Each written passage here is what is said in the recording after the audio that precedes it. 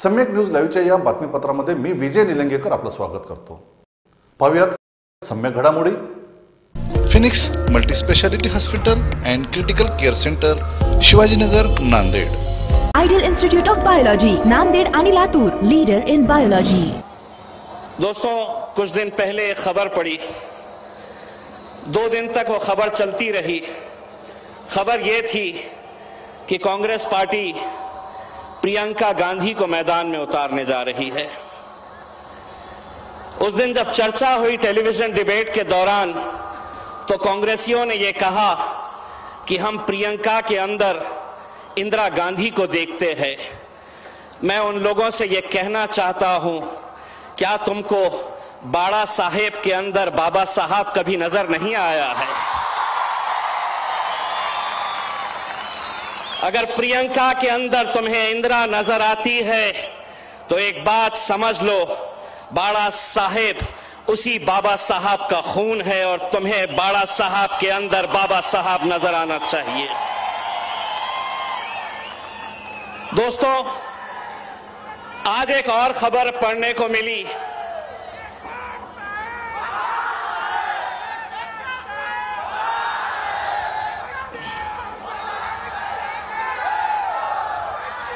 एकच साहेब, एकच साहेब. और अब की बार बनेगी तो किसकी सरकार?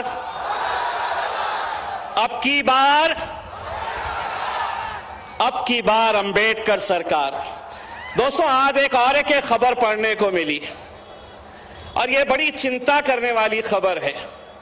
भाजपा के केंद्रीय मंत्री, वरिष्ठ नेता नितिन गडकरी साहब ने कहा, इशारों इशारों में अपने प्रधानमंत्री को टोला लगाया और ये कहा कि लोगों को सपने दिखाओ मत, और अगर दिखा दिए तो वो सपने पूरे करो, और अगर नहीं करे तो पब्लिक रोड के ऊपर धुलाई करेगी.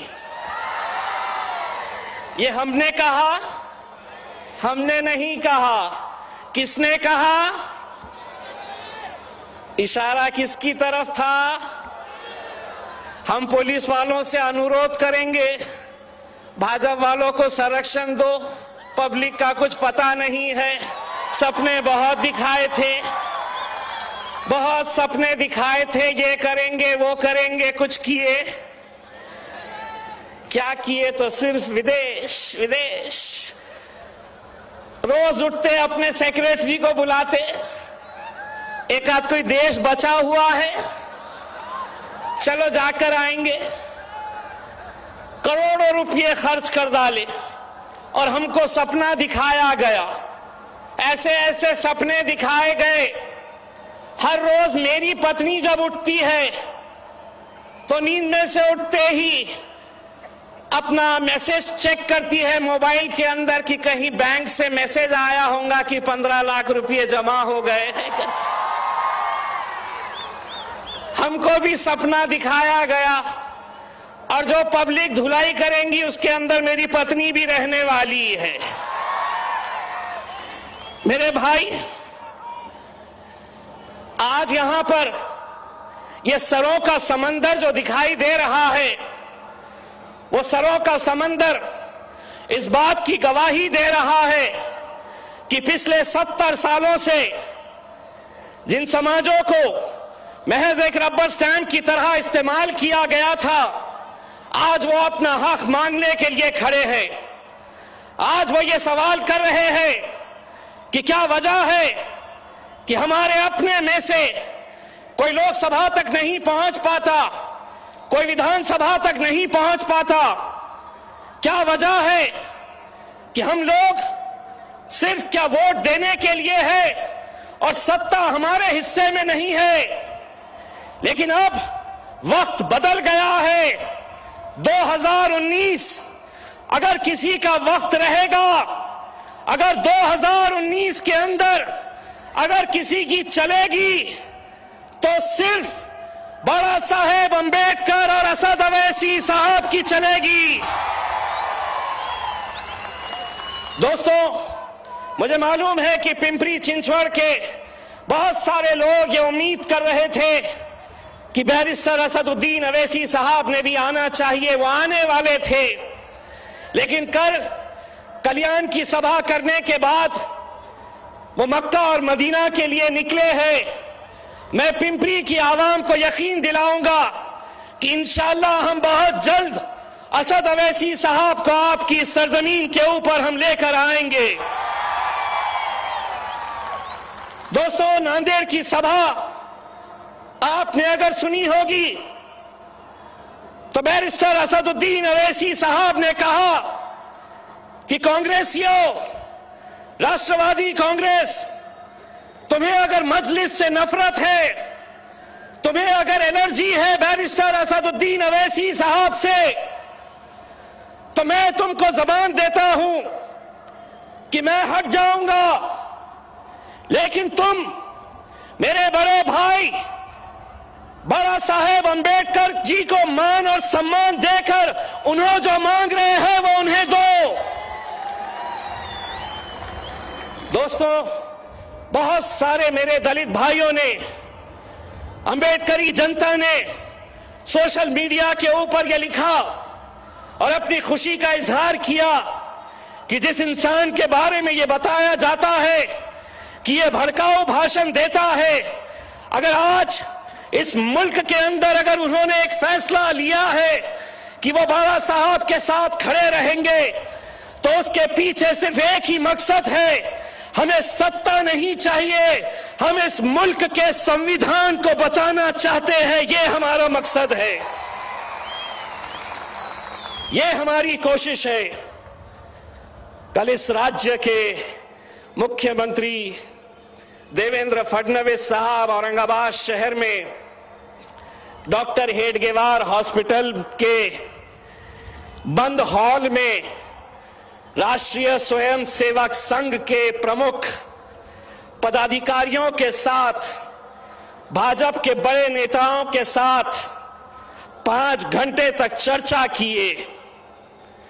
चर्चा क्या थी ये किसी को पता नहीं, लेकिन रात में एक कार्यक्रम के दौरान उस मीटिंग में मौजूद एक भारतीय जनता पार्टी के नेता ने मुझसे पूछा, ये बताओ तुम्हारा इनके साथ आगे क्या होने वाला है। मैंने उसकी तरफ देखकर मुस्कुराया और कहा, हमारा क्या होने वाला है ये तुमको पता नहीं, लेकिन तुम्हारी वाट लगने वाली है ये हमको अच्छी तरह से पता है। और इंशाअल्लाह तुम्हारी अगर कोई वाट लगाएगा तो वो एक ही आदमी है जिसके बारे में कहा जाता है, एक ही साहेब। दोस्तों, आज बहुत सारे लोगों को बहुत तकलीफें हो रही है, बहुत कोशिशें हो रही है।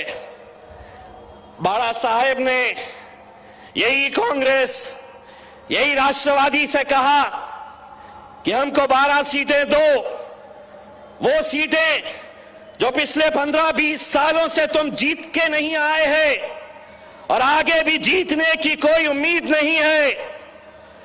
ओपन प्लेटफॉर्म के अंदर ये बात कही, लेकिन बार बार कांग्रेस के नेता, राष्ट्रवादी के नेता यही कह रहे आमची चर्चा सुरू आहे। अरे कसली चर्चा सुरू आहे? बाळासाहेबांनी 12 मागितले, सांगा तुम्ही आता किती मान सम्मान तुम्ही देणार आहे हे बाळासाहेबांना? बाळासाहेब, हम आपको एक बात कहना चाहते हैं, जिन लोगों के खून के अंदर बेईमानी है, धोखा है, फरेब है, झूठ है, उनके ऊपर आप इतना भरोसा मत करिए। कांग्रेस झूठ के ऊपर बनी हुई पार्टी है। आपको अगर देखना है तो किसी के सहारे की जरूरत नहीं है।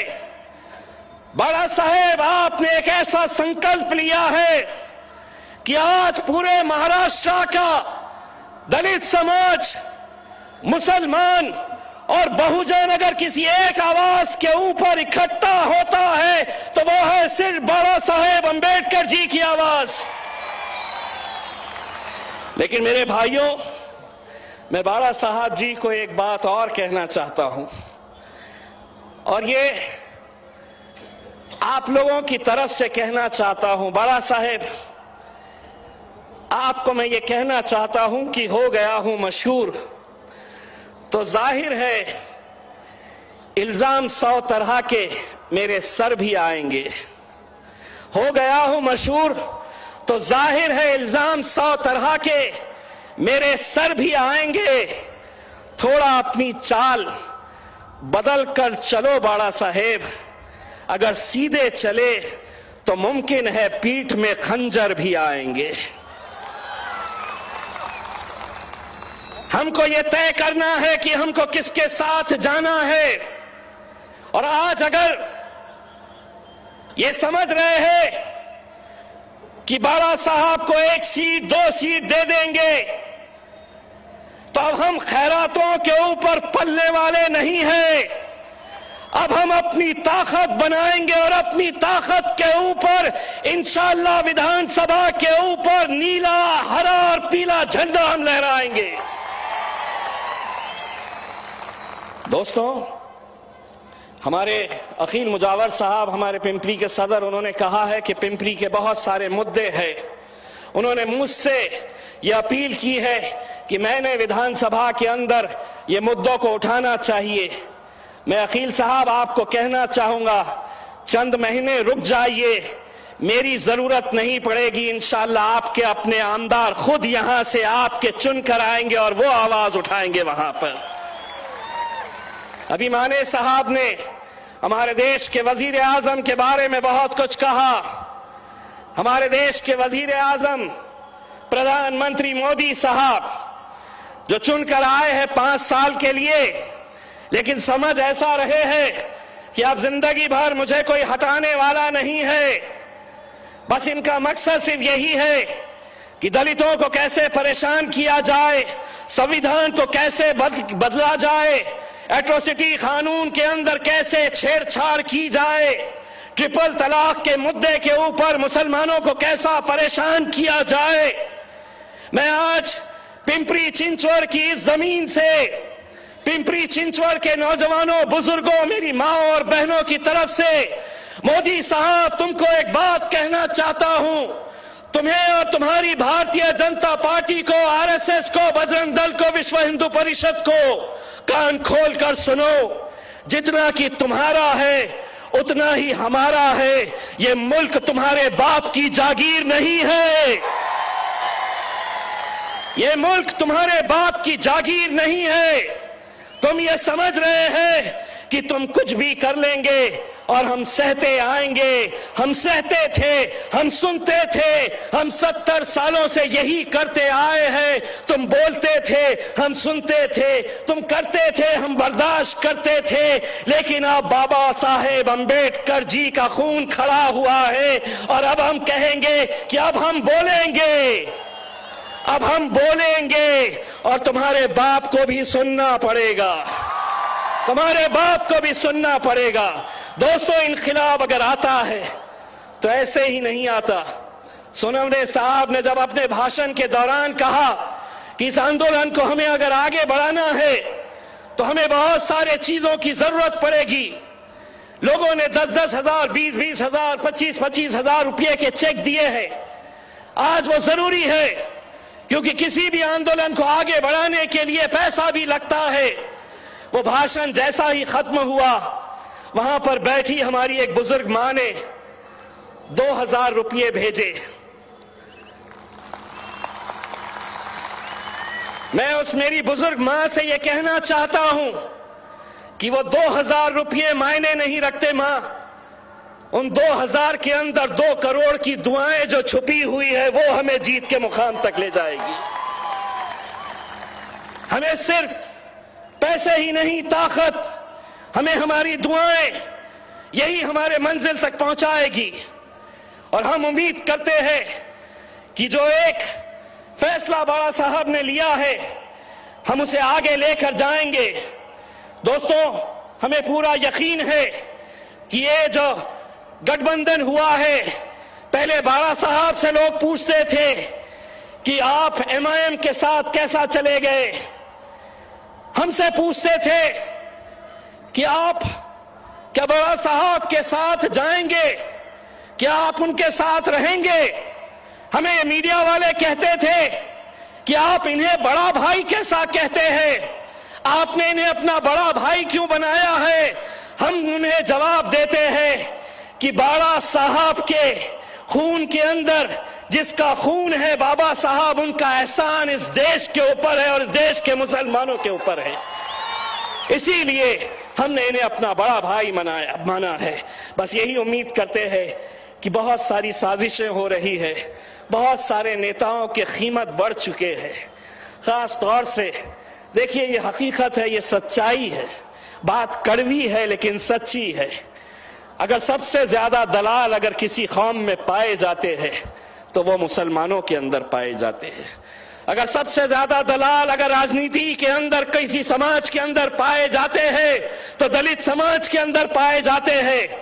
तुम्हें अरे गैरों की फिक्र करने की जरूरत नहीं है, क्योंकि हमें आज तक पीछे रखने वाले कोई गैर नहीं थे। मुसलमानों को अगर किसी ने हराया है तो हमेशा मुसलमानों ने हराया है। दलितों को किसी ने हराया है तो हमेशा वो दलाली दलितों ने हराया है, जो चंद रुपयों की खातिर इस कौम को बेचने का काम करते हैं। अब उनको ठिकाने लगाना आपकी जिम्मेदारी है। पाहत रहा सम्यक न्यूज लाईव्ह। बातमी पाहण्यासाठी यूट्यूबवर सबस्क्राईब करा,